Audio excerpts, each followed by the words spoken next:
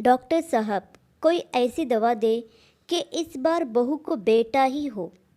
एक सास डॉक्टर के पास गई और डॉक्टर से कहा, डॉक्टर साहब, कोई ऐसी दवा दे दो कि इस बार मेरी बहू को बेटा ही हो।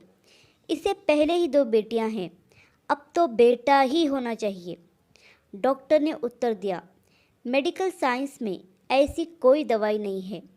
सास ने कहा, तो फिर किसी और डॉक्टर के बारे में बता दीजिए। डॉक्टर ने कहा, आपने शायद मेरी बात गौर से सुनी नहीं। मैंने ये नहीं कहा कि मुझे दवाई का नाम नहीं पता। मैंने कहा मेडिकल साइंस में ऐसी कोई भी दवाई नहीं है। लड़की का ससुर भी साथ ही था, कहने लगा, लेकिन वह डॉक्टर तो। डॉक्टर ने ससुर की बात काटते हुए कहा, वह नकली डॉक्टर होगा।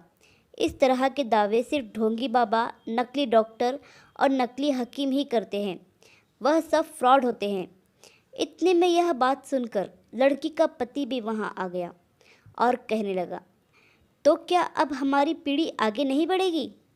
डॉक्टर ने आश्चर्यचकित होकर पूछा, यह पीढ़ी आगे बढ़ना क्या होता है? आपके जीन्स का अगली पीढ़ी में अंतरण होना ही पीढ़ी आगे बढ़ना होता है ना? तो ये काम तो आपकी बेटियां भी कर देगी। बेटी की ही आवश्यकता क्यों है? आप तो एक साधारण मनुष्य हैं।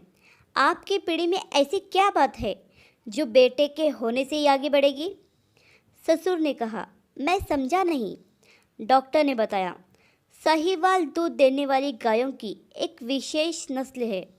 मान ले कि इस नस्ल की सिर्फ एक ही गाय बच जाती है, तो इस बात की चिंता होनी चाहिए कि यदि नस्ल जारी नहीं रहेगी तो अधिक दूध देने वाली गायें खत्म हो जाएगी। ठीक वैसे ही तोतों में भी एक विशेष प्रजाति के तोते होते हैं जो बातें करते हैं। मान लिया जाए कि इस प्रजाति का सिर्फ एक ही तोता बच गया, तो चिंता होनी चाहिए कि अगर यह भी मर गया तो यह प्रजाति खत्म हो जाएगी। आप तो दूसरे लोगों की तरह साधारण मनुष्य हैं, तो आप में ऐसी क्या विशेषता है? क्या आपको इतनी चिंता हो रही है कि आपकी पीढ़ी आगे नहीं बढ़ेगी तो कोई भारी नुकसान हो जाएगा? यह सुनकर ससुर ने कहा, डॉक्टर साहब, कोई नाम लेने वाला भी तो होना चाहिए ना? इस पर डॉक्टर ने ससुर से यह प्रश्न किया, क्या आपको आपके परदादा, उनके पिता और उनके दादा का नाम पता है? ससुर के पास इस प्रश्न का कोई उत्तर नहीं था। डॉक्टर ने कहा, मुझे पता है कि आपको आपके परदादा, उनके पिता और उनके दादा का नाम नहीं पता। जिस तरह आपको चिंता हो रही है कि आपका नाम लेने वाला कोई होना चाहिए, ठीक वैसे ही आपके परदादा को भी यही चिंता हुई होगी। फिर भी आपको आपके परदादा का नाम नहीं पता। ठीक वैसे ही जब आप मर जाओगे तो आपका नाम कोई लेगा या नहीं लेगा, इससे आपको क्या फ़र्क पड़ेगा? लेकिन अगर आप चाहते हैं कि लोग आपको मरने के बाद भी याद रखें, तो आप कुछ ऐसा काम करें कि जिससे लोग आपको मरने के बाद भी याद करें। कोई पुण्य का काम करें, समाज के कल्याण के लिए काम करें। आप इस पर निर्भर क्यों है कि अगर आपको पोता होगा तो ही आपके मरने के बाद आपका नाम लिया जाएगा या आपकी पीढ़ी आगे बढ़ेगी? जो काम बेटा कर सकता है वह काम बेटियां भी कर सकती हैं। आज कितने ही पिता ऐसे हैं जिनकी पहचान उनकी बेटियों की वजह से है, और कितनी बेटियों ने अपने माता पिता का सर गर्व से ऊंचा किया है। इसलिए बेटा और बेटी में अंतर करना छोड़ दीजिए। एक बेटे को शिक्षित करोगे तो सिर्फ एक बेटा ही शिक्षित होगा, लेकिन अगर एक बेटी को शिक्षित करोगे तो पूरा परिवार शिक्षित होगा। इस बात को हमेशा ध्यान में रखें।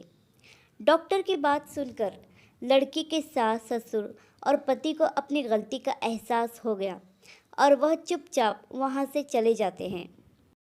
आज भी समाज में ऐसी छोटी सोच रखने वाले बहुत से लोग मौजूद हैं जो बेटा और बेटी में अंतर करते हैं और जो बेटियों के माता पिता से कहते हैं, क्या आपको बेटा नहीं है?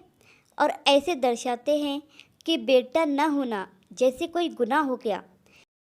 और ऐसे कई परिवार भी हैं जिसमें बेटे वाली बहू का ज़्यादा मान सम्मान किया जाता है और बेटियों वाली बहू को कम आंका जाता है, जैसे उसने बहुत बड़ा पाप कर दिया हो। समाज की इस छोटी सोच को बदलना बहुत ज़रूरी है। आशा करती हूँ कि ये कहानी आपको पसंद आई होगी। चैनल पर नए हो तो चैनल को सब्सक्राइब ज़रूर कीजिए। इस कहानी पर आपकी क्या राय है हमें कमेंट करके ज़रूर बताइए और कहानी को लाइक और शेयर करना तो बिल्कुल भी ना भूलिए। कहानी सुनने के लिए आपका बहुत बहुत धन्यवाद।